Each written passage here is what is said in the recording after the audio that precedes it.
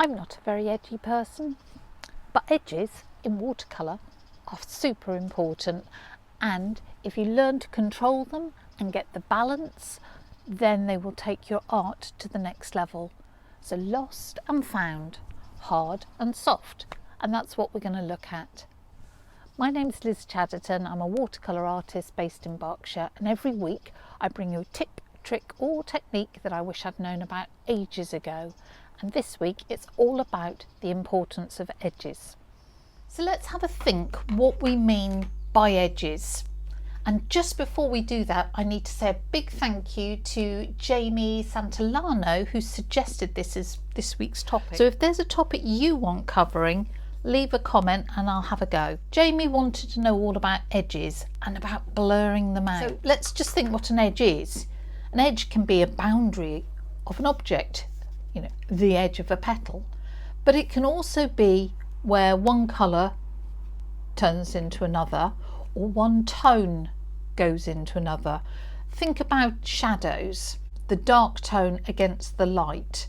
There's not a physical boundary there, but there's definitely an edge. In watercolour, we think of hard and soft edges and lost and found. So hard is fairly obvious. You know, it's a hard edge. It stops and it starts. There's one colour, white there, then it's pink. A soft edge is where there's more of gradation. So it goes from pink through to light pink, very light pink, and eventually to white. So that would be a soft edge as opposed to the hard. Lost and found is a bit harder to get your head round, but lost is where two areas of similar tone just merge into each other. So you can't see, say, where this flower starts and this one starts. They've merged into each other, so that edge is said to be lost. And there are some special hard edges in relation to lost edges, and we call these found. So say here I found another petal and another flower shape by actually painting the area behind it using negative painting. So this is a hard found edge. Lost edge, hard edge, soft edge. Let's just look at a couple more examples. Just helps get our eye in. So on this pussycat we have hard edges, sharp here, a sharp profile, that's a hard edge. This leg, hard edge. But it's a fluffy cat, so we've got soft edges where there's a gradation from one tone or colour to another. Soft edges, soft around that tail. Have we got lost edges? Well, actually, yes, we have. So the tip of the ear blends in to the shadow behind it, and that is a lost edge. You know, it's got two front paws, but there's a lost edge between them. And we still know there's a couple of paws going on there, but we can't see that division. And there isn't any found edge here as such. So this flying goose, we've got hard edges, and hard edges can be very dynamic and exciting and shout for attention. And that's what that's doing round the head. But we do have soft edges, and soft edges can give a sense of movement. And can be more peaceful and more calm. They can recede. So tail, not terribly important. It's going backwards. It's a nice soft edge there. But the flight feathers, without which it would drop out of the sky, got a hard edge there. Also got some lost edges here. Here, there isn't a gaping void in this poor goose's wing.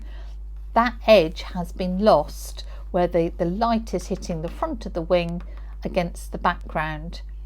Here, this is a lost soft edge. You know, the edge has gone and it is very soft, but that gives a real sense of movement. So soft edges can be very useful for sense of movement and to calm things down and to be more peaceful.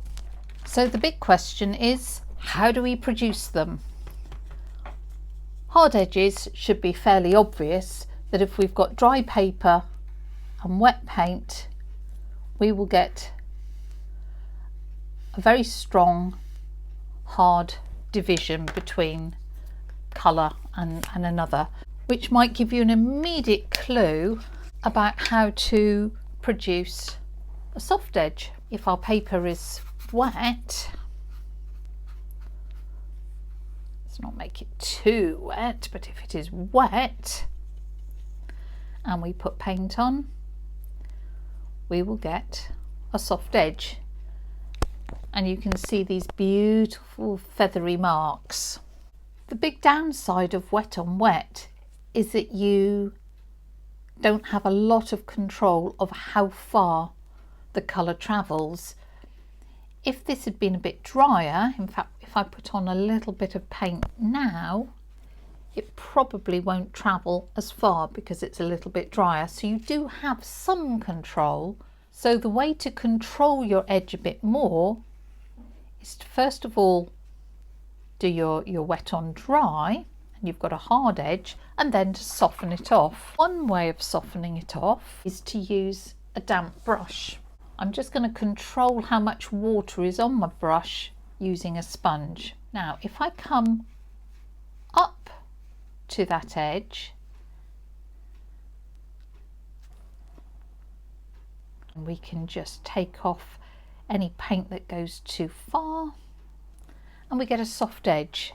Second possibility, so again let's make our hard edge, is that instead of coming up to it, I take my clean damp brush and I pick up that edge and I take it away. I take the colour away and do that soft gradation. And I'm good. So here I came up to it, and here I took it away. And can you see that the colour travels a lot further when you take it away than when you come up to it? The direction you come at it with the brush does matter. These two edges I softened by using my clean wet brush and working towards it. These two edges I used my wet brush and worked away from the edge, and they are different. Working away will pull away more of the pigment, and it is likely that you will end up with more of a halo round it. And the reason's simple if you think about it. If I've got my brush and I start here, that's the wettest my brush is. By the time I get here, it is merely damp. I've got rid of most of that water. So when I get to the wet area of paint, there's less water on the brush, and therefore the paint travels less. If on the other hand, again, I've got the same amount on the brush to start with, but I start right by the wet paint, that's when my brush is wettest and it's harder to control. It probably wets more of the paint and pulls more away. And by the time I get out here, it's at its driest, and that's why I'm going to end up potentially with that halo.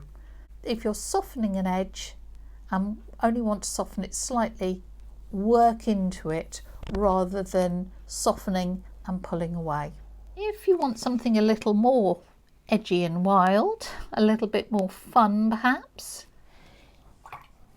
you can use a spray bottle. You've got the edge that you want to soften. Let me just make sure my bottle's working. I might just shield this slightly so that it doesn't go everywhere, and I can soften that edge.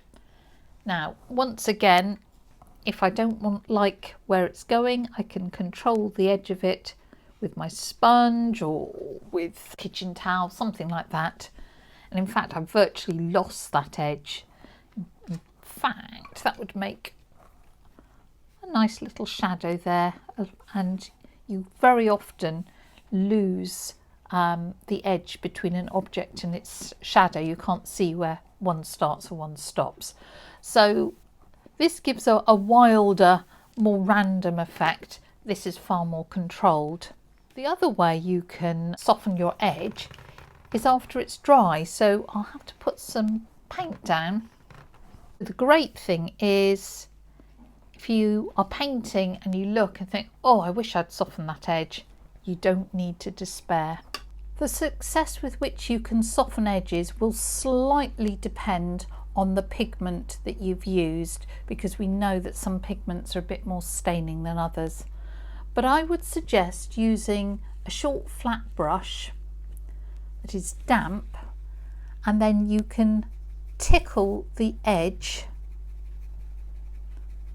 of that you want to soften, and you can pull some of that pigment away.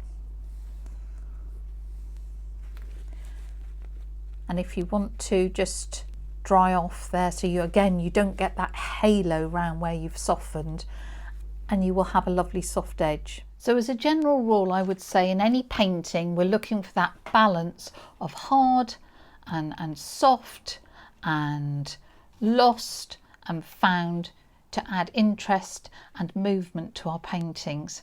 However, I just want to show you the exception that proves the rule.